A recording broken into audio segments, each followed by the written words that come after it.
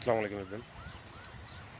বর্তমান যুদ্ধ পরিস্থিতি নিয়ে কিছু আপডেট শেয়ার করতে চাইতেছি। মূলত পরিস্থিতি খুবই খারাপ। পরিস্থিতি এতটাই খারাপ যে আসলে এটা বাইরে থেকে কেউ আহ, আন্দাজই করতে পারতেছে না আসলে যে কি হইতে যাইতেছে সামনের সময়গুলোতে।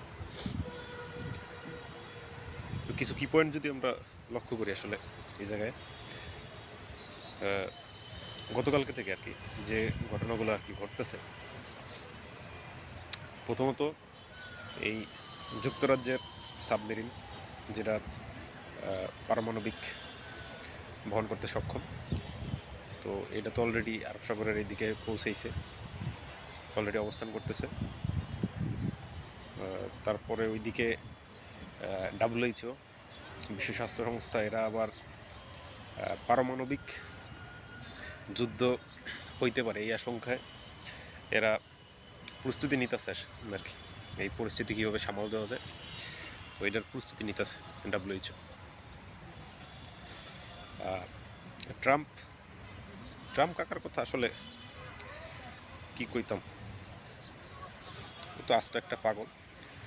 এ অলরেডি ইরানরে আলটিমেটাম দিছে 48 ঘন্টার, পরবর্তী 48 ঘন্টার ভিতরে যদি স্টেট অফ হরমুজ ওপেন করে না দেয় তাইলে আর কি সে ভয়াবহ হামলা চালাইবে। মূলত ইরানের যে বিদ্যুৎ প্লান্টগুলো আছে, যত বিদ্যুৎ ফ্যাসিলিটিস আছে আর কি, এটা টোটালি আর কি যে তারা টার্গেট করবে।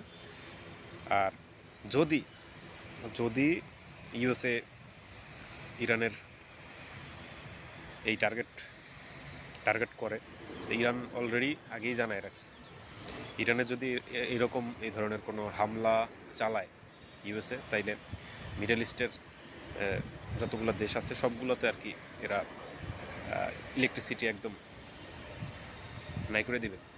মানে সবগুলা ইলেকট্রিক যে বিদ্যুৎ যে কারখানাগুলো আছে সবগুলোতে আর কি যে তারা হামলা চালাইবে। এটা চালাইবে মাস্ট।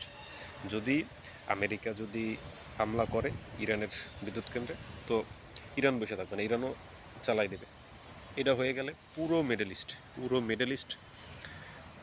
ইস্ট অন্ধকার নেমে আসবে, এটা মাস্ট। এই এক। আর গতকালকে তো আসলে ইরান যে হামলাগুলো চালাইছে, মারাত্মক হামলা চালাইছে ইসরায়েলে। এর ভিতরে সবগুলো মিসাইলে আপডেট। ইরান যে হামলা চালাইছে একটা হইল গিয়া ইসরায়েলের পারমাণবিক যে আর কি আছে, পারমাণবিক কেন্দ্র আছে, তো ওই জায়গায় হামলা চালাইছে। মূলত এটা চালাইছে রিয়েক্টরে না আর কি, ইঞ্জিনিয়ারিং যে বিল্ডিং আছে ওই জায়গায় আর কি যে চালাইছে।